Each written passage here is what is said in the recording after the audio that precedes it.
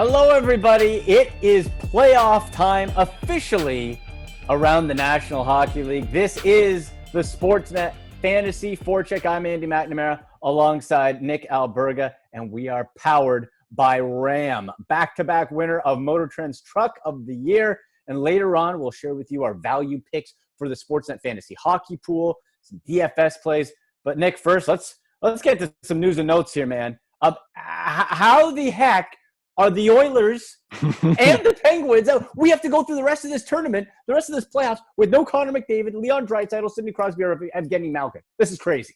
It's unbelievable, Andy. Great to be with you, and a phenomenal haircut, by the way. Always great to look snazzy Right? for a virtual YouTube show. Why not? That's the 1.5 right there, baby. Feeling good. But I like that. I like to go with the bald fade, personally. That's coming in a couple weeks' time. But you know what? I hope people don't look back at the previous episode where we made our predictions, but I do hope you do that. Right. I just love how unpredictable this is, right? And we expected guys like Draisaitl and McDavid. You know, it throws a nice little wrinkle into the conversation. How's Leon Draisaitl going to win the Hart Trophy without making the playoffs, which could lead to producer Drew Livingstone's boy, Nathan McKinnon, winning it. Panarin's out too. It's not going to happen. Draisaitl's going to win it. But I think it increases the conversation level. It's been so much fun. And no matter who your team is, I think we can all speak together as one and say it's so great, Andy, to have hockey back, isn't it? Oh, it is. It's been – and like what I wanted to watch too is, okay, how did it look without fans in the stands? Like I thought overall the presentation's been good. Like once things get going, you just get used to it, right? And it was a little weird, but you get used to it. But like Nick, like you said, this is a fascinating, unexpected twist to the fantasy side of it. Yeah. Because usually, okay, you make your fantasy pools. All right, we're popping in McDavid, right? Those big guys are obvious. The givens, yeah. Well, they're gone. Like this is it's a bit of a potential deeper dive, and also for like pools that project past this as well. All right, how much do you put on the Chicago Blackhawks and Montreal Canadiens who are in, right? Like there's so many different layers to this. Well, that's why people should have read my playoff pool sleepers and my advice column, obviously on sportsnet.ca, to get you prepped, because I think the most important part, any pool you're in, even if it's a Sportsnet Fantasy Hockey Pool Playoffs edition, it's to map out what you think is going to happen. But I don't think anybody in their right mind is going to have a perfect bracket. And make sure to do the bracket challenge as well on sportsnet.ca. Yeah. It's been so much fun, but we look forward as well to the round of 16, the traditional starting of the Stanley Cup playoffs, and some of the storylines we're going to get there. The injury concerns are another thing we're going to talk about momentarily. But I just like the element of going into a series. And I think it's kind of cool to even have a team like Montreal, a team like Chicago, their seasons were complete and finished and done, and they come back from the dead, Undertaker gift style. So it's been great thus far, and it's hard to believe it's only the beginning though, right? Like that's it. Like it feels, this technically hasn't been the playoffs yet. Exactly. Now the playoffs begin. So let's talk a little bit about, the fantasy impact of goaltender situations in playing time, because that's always a spot, Nick, where I don't like messing around. If there's any sort of potential committee, or if someone struggles a bit, they might get yanked. I try to stay away from that on my fantasy rosters. But the Vegas Golden Knights looking like it could go that way. I'm so happy. First and foremost, I went away from Igor Shesterkin. It was sad to see what transpired there. Yeah, Shesterkin. Okay, it rings off the tongue. But the Canes are a wagon. We'll talk about them later on. That's the intriguing thing for me when it comes to Vegas taking on Chicago in the 1-8 matchup in the Western Conference. I think that's going to be a lot of fun. I think from this pool's perspective, from pool's perspective in general, you want to look at this series. I suspect offense. And how can you go wrong with a bit of revenge? I love my revenge, Andy. I mean, Robin Lehner was dealt over, of course, from Chicago to Vegas at the deadline. Unlikely we'll see Malcolm Subban, the revenge factor there. He's the backup to Corey Crawford, who I thought was pretty good, all things considered, in the first round against Edmonton. I'm inclined to think they'll start the series with Robin Lehner. He played 2 of the 3 round-robin games, but they know they have the insulation of a proven winner in Marc-Andre Fleury. And by any stretch, Fleury ain't done. So I'm going to go with Robin Lehner. I'm just curious to, a couple different scenarios. We know, Carey Price is going to be there, Carter Hart, Volpe. Still undecided. Boston had a very, very disappointing round-robin schedule. Rask or Halak. You're inclined to think they're going to start with Rask there, and we'll see if they can get back up to snuff. The Islanders winning in 4 games, of course, in their first round matchup against Florida. Varlamov and Greiss, I think there's value there. But I think you're totally right to come full circle. Pinpoint an individual you think is actually going to make it an entire series, right? That's got to be the value, because if you're in a timeshare, one goalie might do really well one night and then not play or struggle. Like that's the side that's more of the DFS angle of it, right? If you're in a time, then you just pick who's starting if you're comfortable. But you want to pick, even if somebody might have more upside, you're better off picking the starter. You're picking out who's going to actually be there consistently. And a lot of that comes down to health, like the injuries, not in between the pipes there, Nick, but hey, you got Stamkos, Hedman, Hamilton, Pacioretty. Like there is some. So taking out the big names who are eliminated, there's also some important fantasy names who are a little banged up. You're right. And those are factors for a variety of reasons in fantasy hockey. First and foremost, you wonder how a team's going to do. But number two, who would slot in if those guys are hurt? Well, Steven Stamkos didn't play in the round robin, right? Undisclosed injury. This unfit to play thing's driving me crazy. We already didn't get anything from coaches. Now it's even less. But they love it too. I know. They relish the moment. But Andre Palat's a guy to look at with Stamkos out of the lineup still. He's playing with Point and Kucherov on that top line. Victor Hedman, as we see, gets hurt in the final round robin game against Philadelphia. Did not look good. Left that game. We suspect it's a lower body injury. Mikhail Sergachev is a guy I identified on my playoff pool sleepers list when I put one out for each team going into the playoffs. Contract year, and he's extremely fit, if you know what I'm saying, to run a power play. I think there's really, really good value, especially without Hedman in that lineup potentially for Tampa, and Mikhail Sergachev picking up a couple points. You look at the Washington Capitals and John Carlson, you still have your wonders. What's going to happen there, right? He got hurt in exhibition play. Yeah. Let's not forget, John. Yeah, it's massive with John Carlson. I mean, he's a guy, him and Roman Josi are going toe for toe for the Norris Trophy. Like, this guy was exceptional. So I think it's going to be by committee on the back end. And as we know, everything runs through Ovechkin and Carlson on the power play in Washington. Dougie Hamilton's another one to watch for as we speak here on this Sunday. He is practicing with Carolina. They're undecided. They don't know just yet if he's going to come back for game one. But Dougie Hamilton, we all know by now how important he is to that team. Even despite the fact no Dougie Hamilton, they still swept the New York Rangers wagon team. Pacioretty, Vegas is impressive to me too, Andy. They win first in the Western Conference, and no Max Pacioretty, who had a great bounce-back season for them. But there's a lot of depth scoring there. And the last guy we want to talk about was Tyler Toffoli, right, who went down in that series with Minnesota. He's a guy, seasoned guy. He's done it before in the playoffs. So I think outside the box, I think that's what we're trying to preach right now, Andy. That's really it. And I like what you said there as far as it's not so much who's injured, because you're not going to replace some of those names. Who benefits? Does someone get moved up? Also, power play time.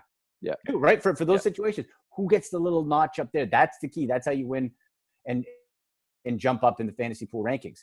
When it comes to matchups for round one, that Colorado-Arizona series, the 1-7, really interests me because you got the big names on Colorado, right? Nathan McKinnon and all that. But the Arizona side, I know you're a little bullish on a couple Coyotes. Yeah. Yep, the Yotes. It's, we'll get to our player picks momentarily, but I think considering what we know, and again, it's so tough to predict. I'll be the first to admit and proclaim my picks were awful, and you can go check them out. I don't care. I've got nothing. Like, I love the fact that I have this spotlight to share my interest and my speculation as to what's going to happen. But I'm always wrong, and Islanders fans know that. I always pick against the Islanders, and they always end up winning. So this time around, I'm going with the Islanders, by the way. Oh no, the first jinx. Yeah, I'm gonna troll them. But the Vegas-Chicago series, from a fantasy perspective, intrigues me. I think there's going to be a lot of offense, and that's where you're looking for if you don't own any goaltenders in terms of fantasy perspective. Even to an extent, Colorado, Arizona, I think there's obviously the definitive underdog in that series, but don't sleep on Darcy Kemper, who producer Drew Livingstone, another shutout for him, said he's a bit weary and scared, a bit scared about Darcy Kemper, and I would be too. The Coyotes are pretty locked in. Granted, they play the Florida Panthers of the Western Conference, the Nashville Predators. They always underperform, don't they? Yeah, they sure do. And folks, remember, when you're playing the Sportsnet Fantasy Hockey Pool powered by RAM, what you're looking at, it's a little different than the regular season. If you're coming back in, you can jump in for this next round. It's split between the Western and Eastern Conference. So 6 forwards, 4 defensemen, 2 goalies, but you RAM capable pick, and it's spread out over 2. So 1 goalie for each conference. And then you pick 1 RAM capable pick forward, 1 on defense, 1 goalie, and you get double the fantasy points for those picks. So that's really the key, what you look at there. It makes it go away a little bit, Nick, from the value picks that we'll get to in a moment of like the 1-2 points. And it's valued 1 to 4. You got 30 points to spend. 4 is the highest and 1's the lowest. When it comes to RAM capable picks, typically you want to go with the big dogs, right? That's you want to not mess around. If Connor McDavid is still there, you go Connor McDavid. You don't mess around with those. Yeah, and I think, it's important and curious to add, that a lot of the big names are out, right? And that's what we talked about off the top. So that was the one thing when I was already starting to put my roster together for the next round. Who am I RAM capable picking? So that's going to be a bit of a hook as we get to that conversation, because you're missing your big boys, right? And this is, of course, if you don't, believe that Nathan McKinnon's going to get 10 points in a series. I happen to think Colorado, Arizona could actually be a bit of a low scoring series. So maybe you look elsewhere, and maybe it's a series I've already talked about. But why don't we start with our value picks? And Andy, I will go first. The Carolina Hurricanes. Wow. I don't want to break the camera, so I'm not going to turn around, but I have Aho on the back, and I'm probably the only guy in Toronto with a Sebastian Aho t-shirt. But I like to buy t-shirts from different teams, and I love Sebastian Aho, so it almost hurt me when he was almost a Montreal Canadian for a millisecond, although it was never going to happen. But what a first round for Sebastian Aho, and thorough domination.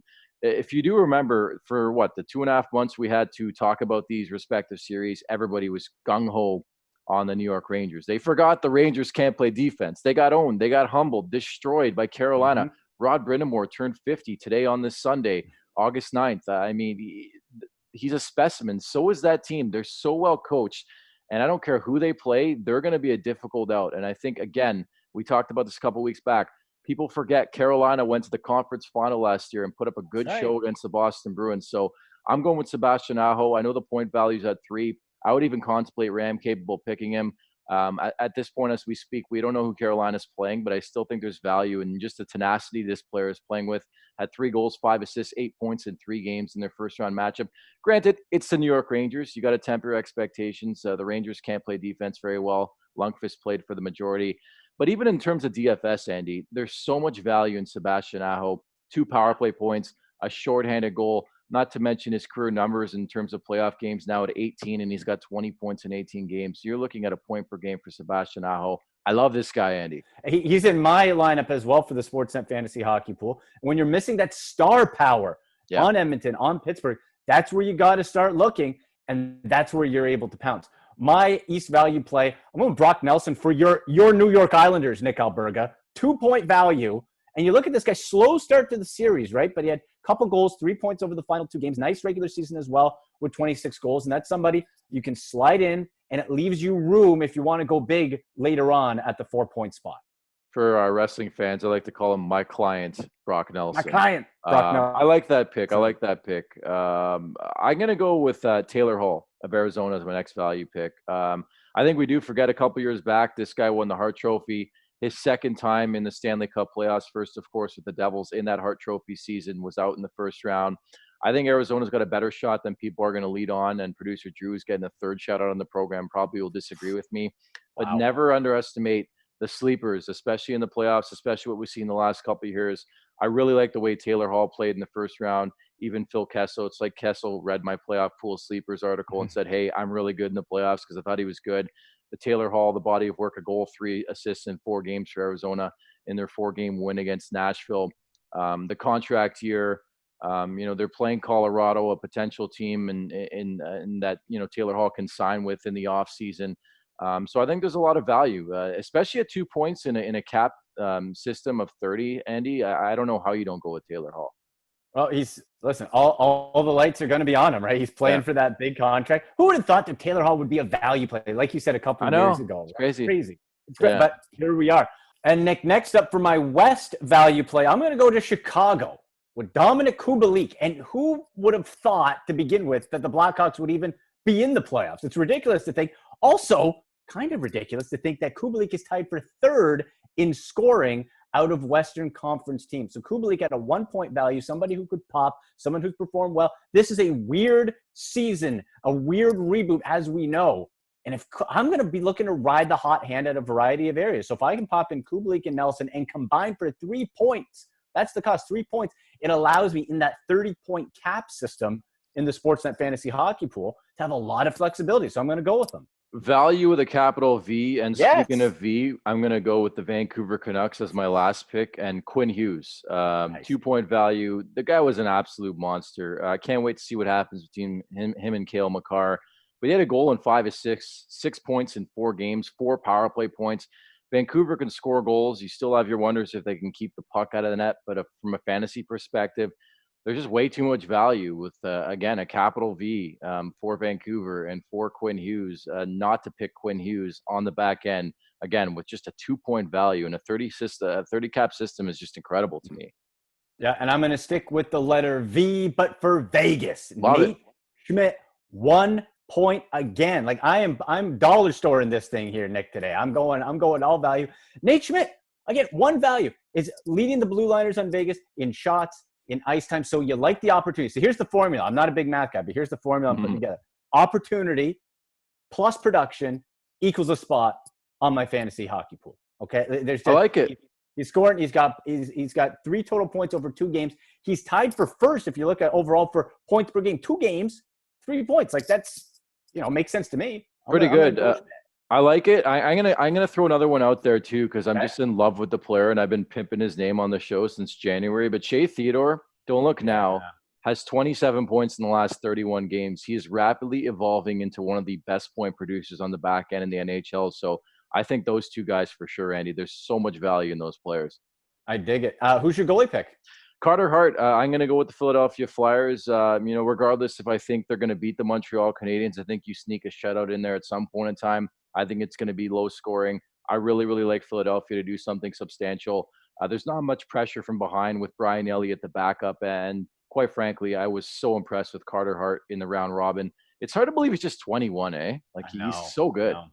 Yeah, I love that pick. And if you're looking at points, he's 3 points. Yeah. Like, that's really good. Mm-hmm.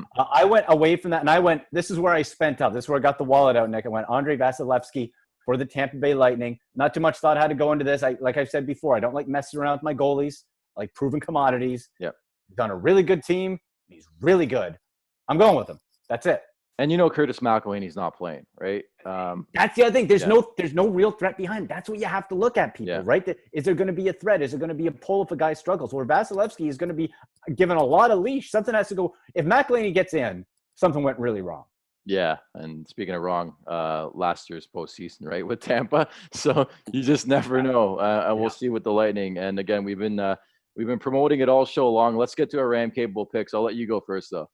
All right, so my Ram capable pick, I'm going right back to Andrei Vasilevsky again, because on the goaltender side, remember, you're picking 1 forward, 1 defender, 1 goalie. So if I'm spending that amount of money on Vasilevsky and I'm bullish on him, kind of the whole Tampa Bay Lightning theme of redemption, I'm going to pick him, and I'm going to get double the fantasy points. Can't go wrong. Can't go wrong. I mean, he's always in the Vezina conversation, and I think the revenge tour is on, the vengeance tour, if you will, for Tampa. Got some concerns with the injury, but I think they should take care of business.